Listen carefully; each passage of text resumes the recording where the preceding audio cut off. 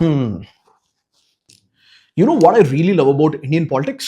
Ruling party and opposition party కలిసి రావడం, which rarely happens. Usually వీళ్ళు గొడవలు పెట్టేసుకుంటూ ఉంటారు, ఒకళ్ళ మీద ఒకళ్ళు ఎలిగేషన్స్ చేసుకుంటూ ఉంటారు, నా దగ్గర ప్రూఫ్లు ఉంటాయంటారు, ఎవరు చూపించరు, వాకౌట్లు, డిబేట్లు etcetera common. But when they rarely come together, India at least half of India ఒక చిన్న హోప్తో ఎక్స్పెక్ట్ చేస్తూ ఉంటారు. ఒక పెద్ద పాలసీ రాబోతుందా, కొత్త డెవలప్మెంటల్ ప్రాజెక్ట్ రాబోతుందా, వాట్ ఈస్ హ్యాపెనింగ్ అని చెప్పేసి. అలాంటి ఒక రేర్ ఇన్సిడెంట్ March 26న కర్ణాటక అసెంబ్లీలో జరిగింది, మన దగ్గర కాదు.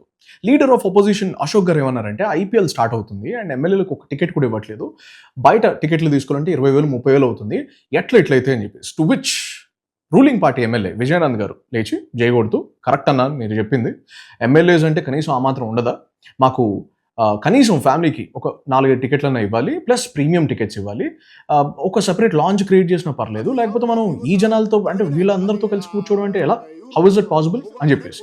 Now the matter doesn't end here.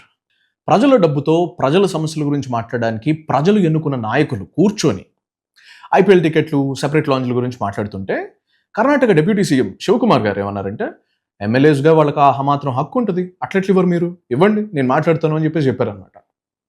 ప్రజా సమస్యల కోసం పోరాడడానికి 5 నిమిషాలు కూడా ఏకాభిప్రాయానికి రాని వీళ్ళు ప్రీమియం పాసుల కోసం 5 సెకండ్లో కలిసిపోయారు.